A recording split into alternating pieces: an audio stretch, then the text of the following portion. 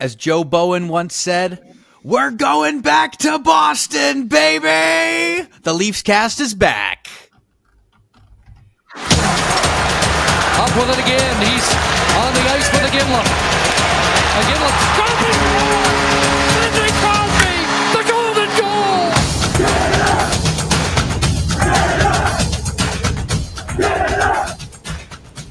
Back in business. Back to business. It just took Canada scoring some goals to make us all happy again. And, we almost lost that in the last 2 minutes there, but we're happy. We get to see more hockey. Yep. The big boys stepped up and came through. Once again, the parallels from this game to a Leaf playoff game, they write the stories right themselves. Does that make you excited, Tim, if Canada ends up winning this thing? Does that give you hope that the Maple Leafs will do the same? Do or die game? I've seen this story before.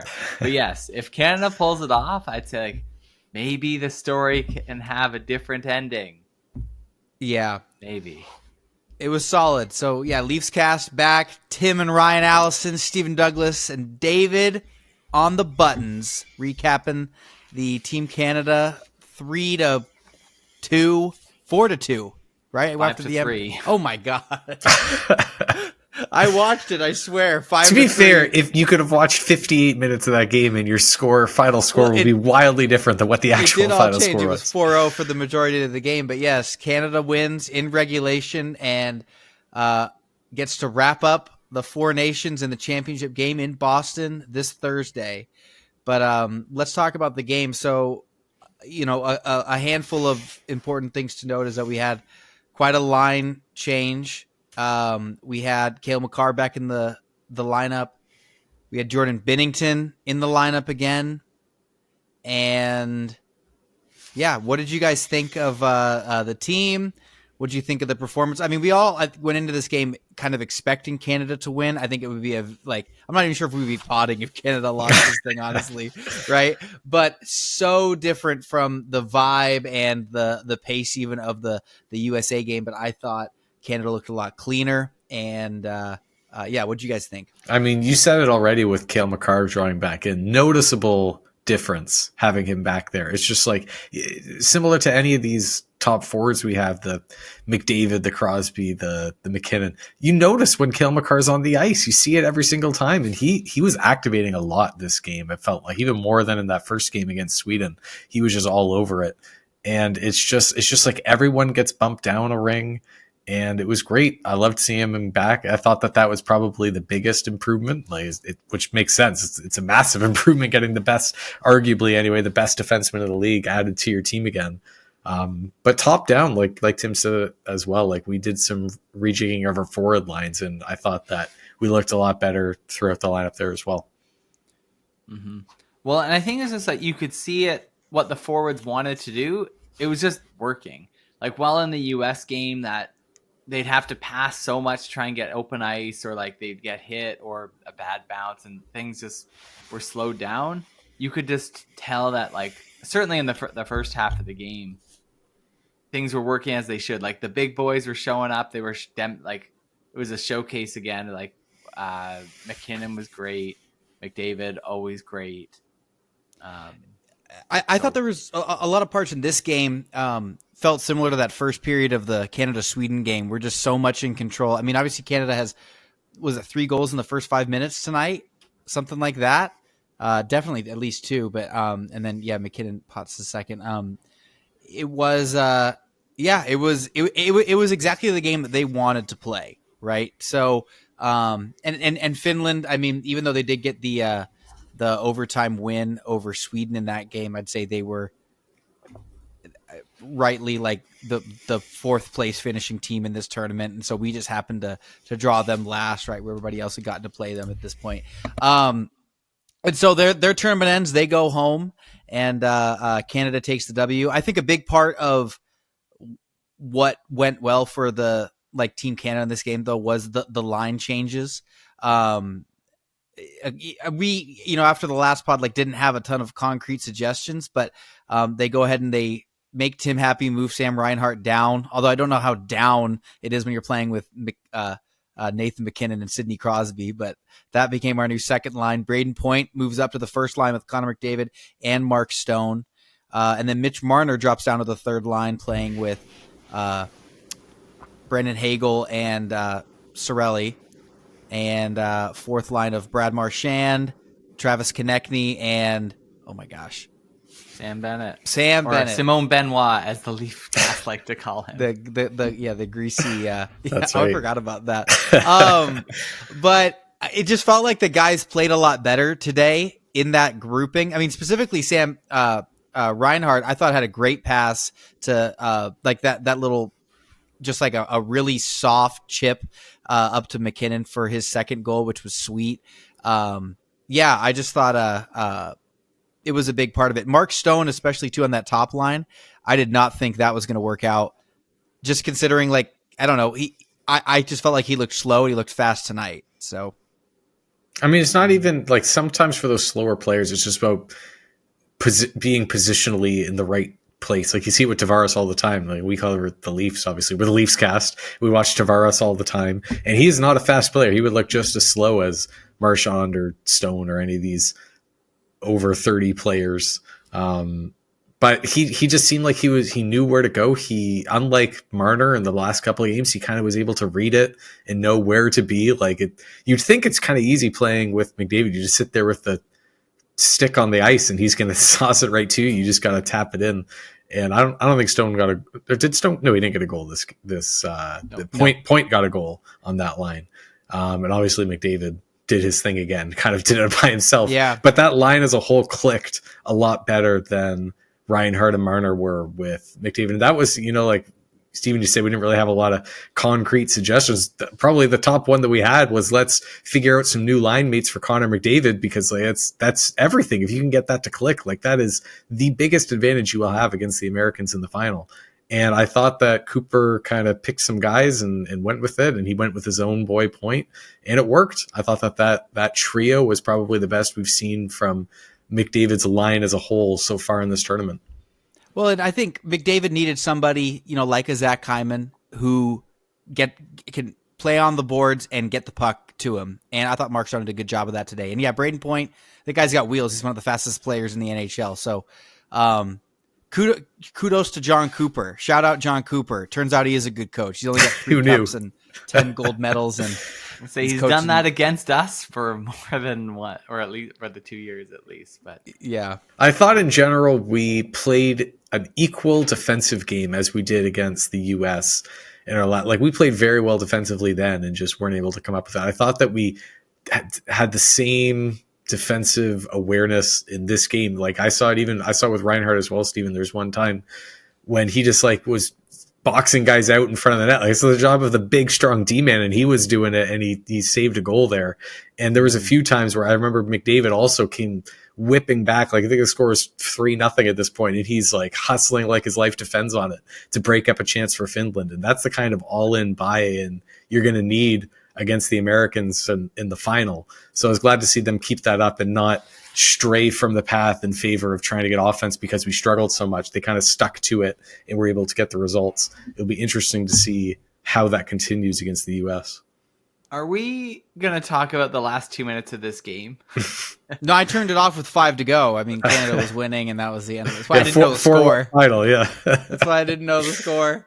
I don't know. For those that didn't watch, it was 4-0, and then it was 4-1, and us Leaf fans have past trauma with scores that have been 4-1.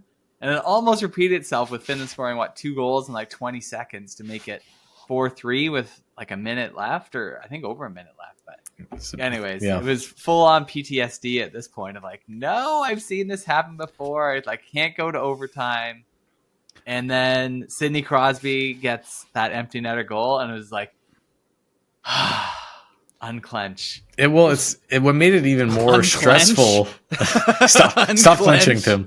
What made it even more stressful? It all. Is this Canadian team has already blown multi-goal leads this tournament. Like we had a 3-1 lead against Sweden just 2 games earlier, and they weren't able to hold that, and Sweden battled back. And then when they just start piling in like that, and the other thing that made it concerning, I'm sure we'll talk about Binnington in a second here, but it didn't even feel like it was just bad goals Binnington was letting in at the end. It felt like a defensive meltdown. Like Finland was getting cross-seam passes so easily in that last 2 minutes of the game, and it was concerning. Like if Canada has a lead against the Americans late in the game, geez, I don't know if I have much confidence that they're going to be able to lock it down when there's a better team out there cycling the puck around. Man, I don't know. It wasn't throughout the game, it felt like this was a confidence-giving game. Like to Binnington, he had the shutout most of the game, and Canada, who just lost the U.S., it's like now they're coming back and they're coming in strong. And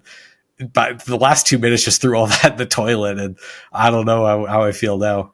I mean, maybe we're watching though, like an empty net situation where you just have Patrick Laine and Alexander Barkov and Mikhail Granlund and just, all these super duper stars.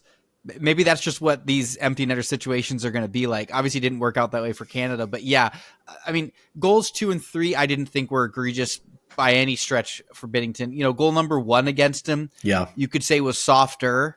It was still like a hard shot, and there was some traffic in front, but I don't know. I mean, if that's like Joseph Woll or Anthony Solars, they make that save, but I don't know. Binnington's not going to. And he's our guy. There's going to be one of these goals every game. There has been every game, at least one. So we have to expect there's going to be at least one on Thursday, because they're not turning away from Binnington at this point, which is, I mean, and to give him some credit, like I think when we saw that it was Binnington again for the 3rd game, we were all a little nervous, like do or die game. A little nervous. A little nervous. I mean, it's tough though, because like, how do you really blame the goalie when your offense compiles 1 goal? I mean, we've seen it with the Leafs before, and it's like, well, you look at the goals let in, and then he's like, what? It's like he gave his team a chance to win, and he did do that. And anyways, at the end of the day, Binnington was the guy they're rolling with. Not this. It's the fact that they don't have real superstars in the wings waiting to come in. I'm sure played a factor. Well, if they lose to the U.S., like, I don't know. I mean, I guess it depends how the game goes, because at that point it's just all or nothing. Like it's just one game takes all. But you have to think that most of the fingers are going to get pointed to the goaltending of Canada as to like, this is why we lost. Are you guys ready for the random stat of the week? It's been a long time since we've had this segment, but I have one for you guys. Are you ready? One other note on the goaltending before you. It's about goaltending. Well, go ahead. All right, you want to do that? Then I want to talk about Finland's trajectory over this thing. All right, these are not Team Canada. These are the top goalies this season's save percentage who are Canadian. Are you ready to hear the list? Yeah. The top Canadian goaltender save percentage this season. Number 1, Logan Thompson, 923. Two, Darcy Kemper, 920. 3, Mackenzie Blackwood, 917. 4, Cam Talbot, 907. 5, Stuart Skinner, 902. None of the goalies we brought are in the top 5. Then it's Aiden Hill. It's not even Binnington at number 6 out of 900. And dipping down into the sub 900 save percentages, then you get Binnington. Like, what is that? I don't know. It's disappointing. And for some reason, we stick with this guy. He won tonight. I wouldn't say that we necessarily won on the back of him, but he did get the job done. I'm supremely confident it will be Binnington again against the Americans, and we'll see if he's able to do it. See if he's able to do it. But here's the story about the Finland goaltender. So like they have UC Saros and then Lankinen. Saros is your superstar goaltender franchise guy. Lankinen is more of an up and coming goaltender with I think Vancouver is where he's with. But anyways, they put Saros in against the US. Guy gets shelled. They lose 6-1. Then they put in Lankinen the next game, and he gets the overtime win. Fast forward to this game against Canada. They go with Lankinen. The guy gets shelled, 4 goals on like 13 shots. Saros goes in, but it's a story of, do you go with a hot hand, or do you go with the guy who's like has the championship pedigree. Not to say they lost because of Lankinen, but when you let in 4 goals on 13 shots, it's hard to not look at the goaltender. But I think it's like Team Canada could be in a situation like that as well, right? Where you have someone who is like maybe higher pedigree, but you turn away from him to someone else and say like, well, what have you done for me lately? Last game, this guy was better. And so you go from that perspective. So obviously Binnington this in this season, maybe slightly less. I don't know, 895 versus 900 save percentage compared to Aiden Hill. But if you look at a guy that's won the Stanley Cup before, who has gone the distance, it's given the team his wins. Like, unlike Hill, who also won the cup with his team. Was he the starter? Yeah, he for was. Vegas. I know you kind of forget because, like, I mean, I forget too because it feels like it was like Robin Lehner or Yeah. Marc-Andre Fleury because like they were there for those years when it felt like Vegas was going to win it. But yeah, it was Aiden Hill. I mean, I don't know. It's all kind of a moot point because they're gonna go with Binnington. Like, well, it's but it not is even nuts. a thing. It is nuts though that like before the tournament started, we and everyone else in the whole world was in agreement that Canada had the worst goaltending, and they're the only team at this tournament that's not going to start more than one goalie. Right? You're right. USA. I mean, they did start Ottinger tonight, just to rest. Oh my gosh, can't even remember his name. Hellebuck. Before he goalies us Thursday night, but I don't know. It is nuts. It's the timing is weird of like when they had to announce. I guess like the rosters a little bit. I mean, I don't know. Hot hand. I say roll with the hot hand. That's what you do in hockey. But it is funny, for this international stretch, right? Like Canada has no Carey Price, no Martin Brodeur. Like we don't have a all-star. Like it's a weird time for Canada. We had 5 of them and we left them all behind. I blame everyone Canadian listening to this podcast that didn't create a better goalie. It's on us. All you parents who didn't breed properly. Well, just even if you don't have a kid, it's still your fault. You could have made one and it could have been a goalie. I don't know. Well, anyway, so yeah, they roll with Binnington. What's up, Tim? In net, I think it's set. It's going to be Binnington for better or worse. Let it ride. Yeah, I wonder. So let's look ahead to Thursday. Yes. Can we please get into Thursday? So Thursday, Team USA. They sat some guys tonight. Maybe some weird injury stuff is going on. Canada's definitely not dealing with that. There's also the flu going on, by the way, because Sweden had a couple of guys out. Obviously that's why Makar didn't play. That's on my radar. But anyway, what do you guys expect to see on Thursday in Boston from Canada versus USA? Similar to Saturday night? What do you think? No, I think they go with kind of the roster from today rather than the one that faced Saturday night. So I think Konechny stays in over. Was it Seth Jones? Jarvis. Sam Jarvis. Seth Jones. Okay, relax. How many Seths are out there? Anyways, Konechny I think stays in. I think Stone and Point stay up with McDavid. It would be the same lines we've had for Finland. They're just going to roll into the U.S. There's no reason to change anything. They all had a good game here. Maybe we can call a timeout when there's 2 minutes left so we can remember that the games are 60 minutes long. But I think exactly the lines that we saw tonight will stay against the U.S. here. You guys think we see any more fireworks in that game, or just your regular tough checking? I kind of think it's going to be more like a regular game. When I thought back to it, for some reason, maybe just because it was Saturday night, felt like the fights and everything kind of like had to happen. And I know, Tim, you disagree, but I'm saying but then I remembered it really was somewhat of a meaningless game in terms of the tournament. Even regardless of who won that game, we expected that these two teams would end up in the final anyway, just considering what their next game was, right? Mm-hmm. And so, I guess you had the opportunity to say, you know what, let's go in and let's get some fights, and who cares if we get a minor penalty or something like that for instigating, and that kind of ticky-tack stuff, because I don't know, we're just making a statement where you run that risk of, if you're USA and you've got the Kachuk brothers who are in a group chat being we're going to fight at the start of this game, and then one of them or two of them gets a minor penalty for instigating, and then you're going to let that Canada power play go on and score a goal in 12 seconds like they did in the first game, I don't know if they're going to want to risk that.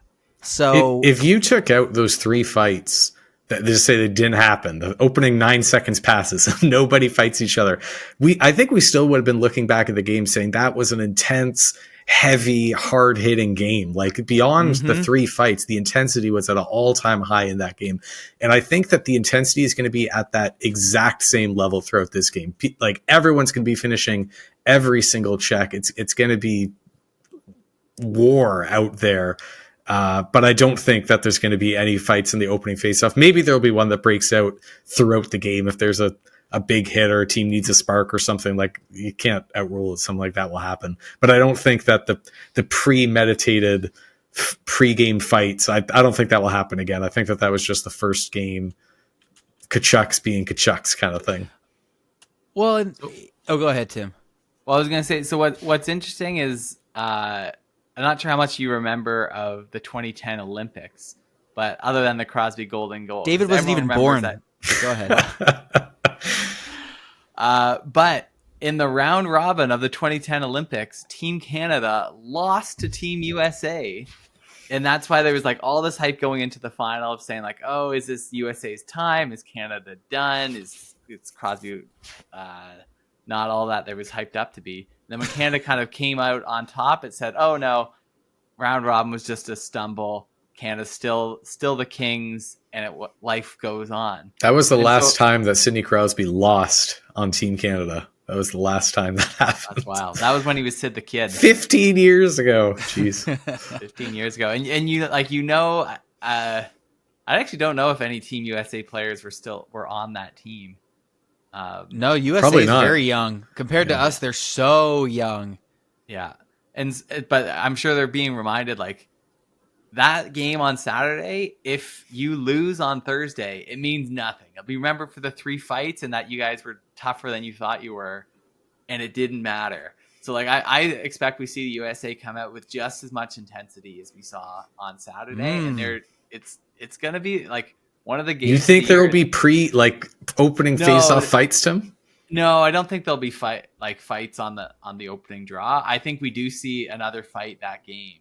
I think just tensions will be running that high. Like the first player to snow the goalie or get one extra poke in on a loose puck, and I wouldn't be surprised. Like similar to the way that the last game went. You know, there's the 2 pre-game fights or whatever, opening face-off fights, and then like 7 seconds later, the U.S. comes in and gets a little too close to Bennington, and then another fight breaks out. I wouldn't be surprised if that kind of thing happens again, like 8 seconds in, gets a little too close to the goalie, and a fight happens. Like, I wouldn't be surprised if something like that happens. So, like, I don't know. I do agree, Tim. I think everything is going to be dialed up to 11 in this game. I think it's going to be even more emotion than you even see in, like, late Stanley Cup playoffs. Like, it's just you could tell.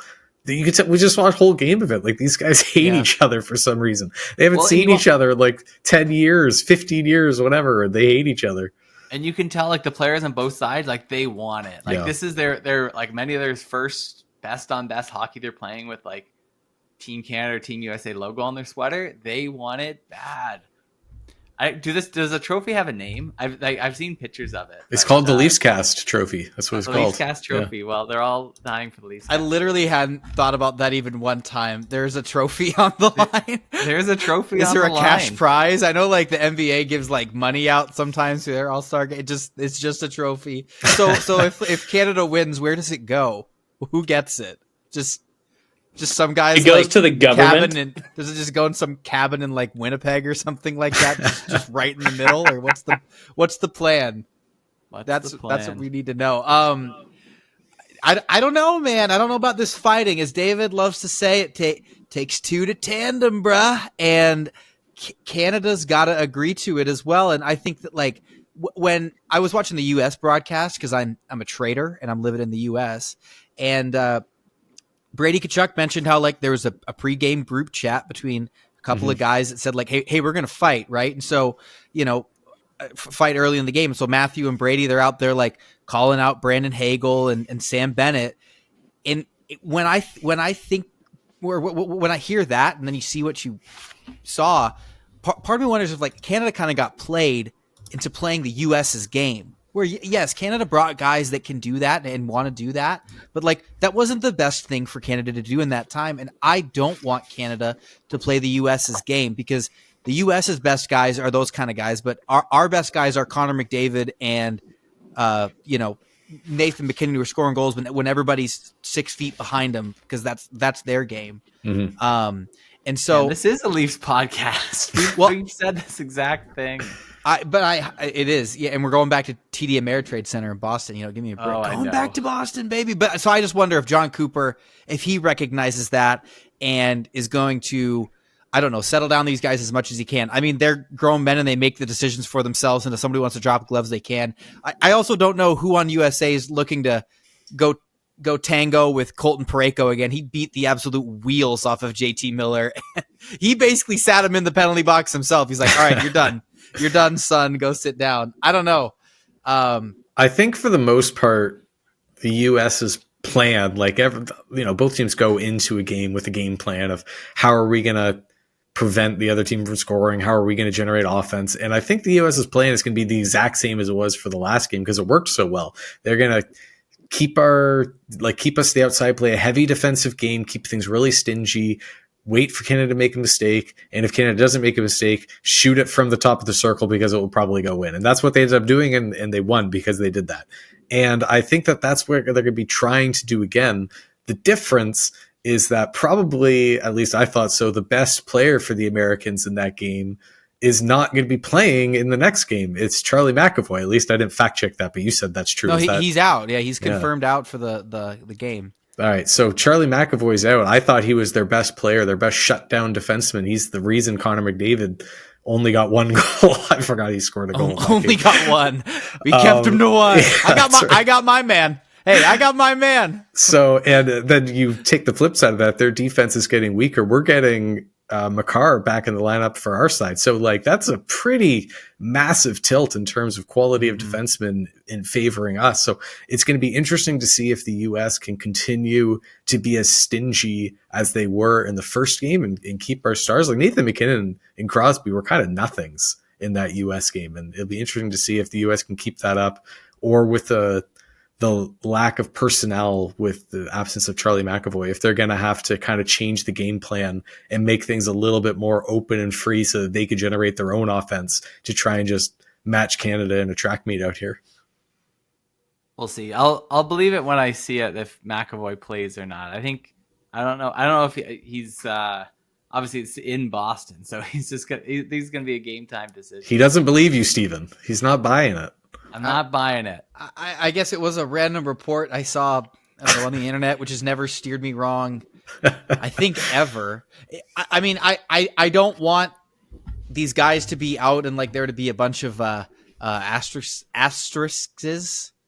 Yeah, you pronounced that exactly correctly. That's the way. Because we don't know if Matthew Tkachuk is going to play either. I mean, he looked legitimately hurt at the. I mean, that was a a 1-goal do or die game that they played on Saturday, and he didn't play the last 12 minutes of it or something like that. Didn't touch the ice tonight. So be interesting if those two guys are out. If they are, I mean, yes, that's an advantage for Canada. But I mean, I kind of want them. I want USA at their best, and I don't know. It'd be nuts because could you imagine if we heard that Austin Matthews, who didn't play tonight, but was somewhat banged up and then was I'm going for that USA game. Stay away from the ice. We still need you. Right. Yes. So I kind of don't think that McAvoy is going to play.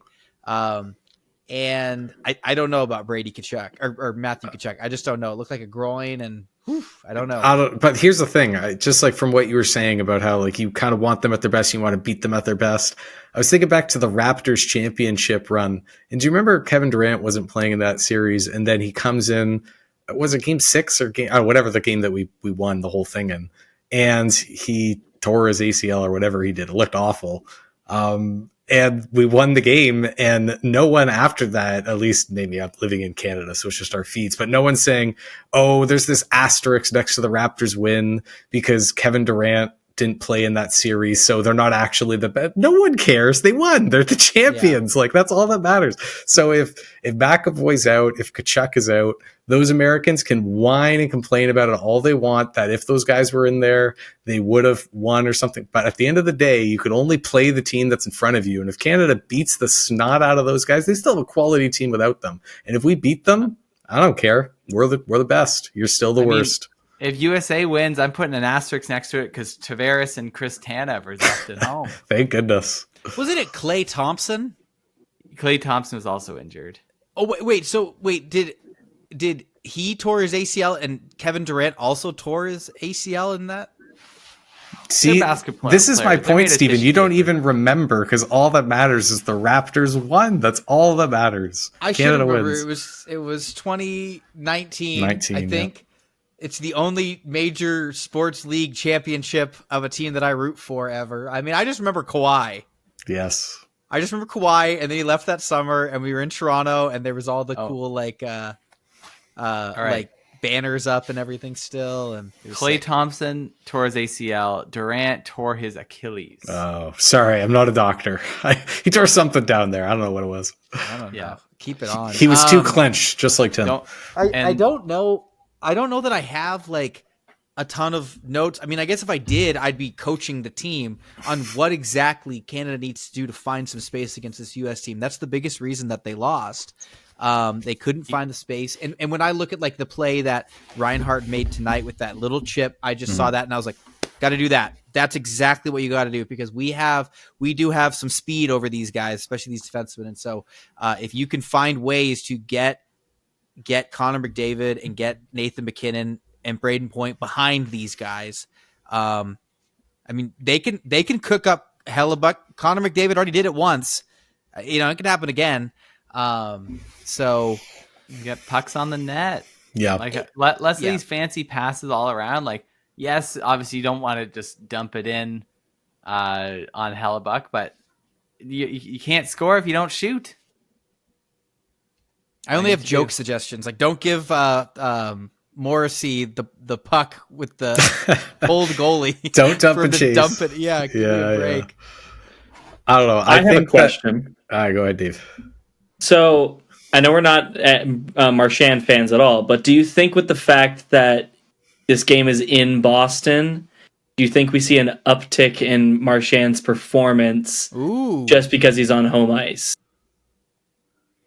He was on home ice against Finland as well. Like that game was in Boston.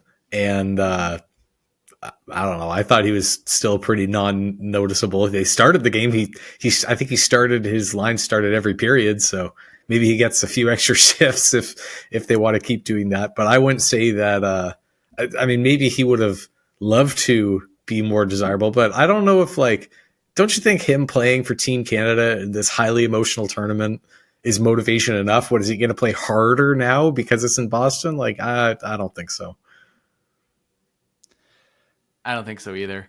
If it was the Boston coach also coaching the Team Canada, maybe, but John Cooper doesn't care about the Boston fans. He's like, I'm sick of you guys. Yeah, he sucks. Next question. Yeah, man. Hope so. I want to win. Yeah, I want to win. I mean, Canada scored first every game so far, guys. Did you know that? And got to do it again or not. I don't know. Is it a good thing? We'll see. You know what? I think that we do have to do that again. I was thinking about that today, thinking that when US got ahead, it was really hard for us. They did such a good job bogging it down, and it was hard for us to break through. And I think if we can get ahead, that will keep the US open. It'll keep them. They have to, pinch every now and then and take a risk to try and make a play, especially late in the game if you have a lead. And that's that's where we're most dangerous. That's where you might see Marner actually do something noticeable in this tournament. And you might see McDavid and McCarr, whatever, McKinnon get out there and actually get some open ice to make a play like that. I think that if we have the lead, especially late in the game, that's where we can expand the lead and make it bigger. And I think that's higher likelihood of working than playing from behind and trying to get through that stingy American defense. Ryan just said Mitch Marner can actually do something in this tournament. Was the OT winner That is the only reason we're propelled into this final. We all know that Mitch Marner could be a special player in 3-on-3 fake hockey. Let's see him do something in real 5-on-5 hockey. You could tell me one thing he's done this whole tournament at 5-on-5. When will he be enough? When will I be enough for you, Ryan? When he hoists the cup, when you are as good as your brother. Next question. Okay. No, guys, on Saturday, the Leafs face Carolina in a regular season matchup. Are we gonna be? What's it gonna be like after like the intensity of this tournament going back to this regular season hockey? Depends if they win or lose on Thursday. I have been frequently thinking about what a win this has been for the NHL. I mean, that game, U.S. numbers, the Canada-USA game on Saturday night was like just shy of 5 million average viewers, which is the highest viewed hockey game since the 2019 Stanley Cup final. Oh, man. Do you think that this tournament is partially what's causing the salary cap to jump up as much as it is? Does any correlation there? Probably not. No, the how fast the thing is rising is because it was artificially lower the past couple years. So like it was this just because they wanted to screw Toronto. That's what that was about. Yeah. Just it's Gary Bettman clearly Canada, you know. But this year, like, it was supposed to be like 96, 98 or something like that, and so it was like slower a few years, and then it'll kind of jump up for a few years, and then it'll kind of go back to its regular growth. That is, unless the Leafs start a dynasty and win all the time, then of course league revenues will go up. All right. Yeah. That would be crazy, but yeah, just such a win for the league. This kind of, I don't know, this much intensity. I mean, I'm way more pumped about this than any non-Leafs playoff hockey, and also sure since 2019. Why not? These are the best games that I can remember. So certainly more than an All-Star game. Yeah, and my understanding is the plan that this will be every 2 years or every 4 years. So like every 2 years we'll get some form of best on best because it'll alternate between the Olympics year off and then Four Nations year off, Olympics year off, Four Nations year off. So I don't know. We're back. International hockey is back. It's very exciting. Can't wait.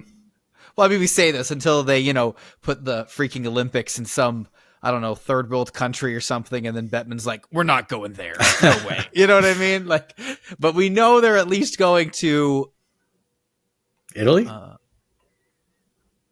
Is it Italy next year? I don't remember. Shoot, why'd you start that sentence? Because I was going to finish it, and then I just Italy. That's what I said. Italy. That's right. I know things. David, I have the random Italy. stat of the week, and I know Italy. Okay. All right, let's get out of here. That's enough. I'm going to do some Googling on Italy. What qualifies them to host the Winter Olympic Games? Go Canada. I think maybe the anthem's playing right now. Producer's done a terrible job of letting us know once it starts. Bring it on. I'm so pumped for this game on Thursday. We'll be back potting after it, no matter what happens. Hopefully it's a W. It will be. I'm getting a Team Canada tattoo. You don't have one already? Look at his first tattoo. I was playing men's league the other day, and a guy has a huge one on his back, and it's pretty sick. So a Canada one? This guy's Canadian? Yeah, like the Team Canada, the one I like, the IHF one. Right. So, yeah, we'll talk more about this guy's back off air. We'll take care of that. All right. Good night. Step one won the game.